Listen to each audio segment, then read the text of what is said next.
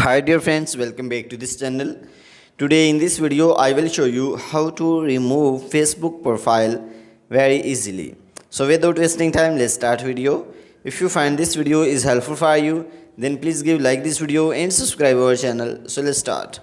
So firstly open the Facebook. So after that click on the profile. So then again click on profile. So here you can see profile picture, so click on it.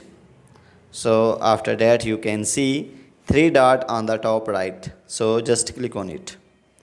And then you can see delete photo, so click on it. And then click on confirm to delete.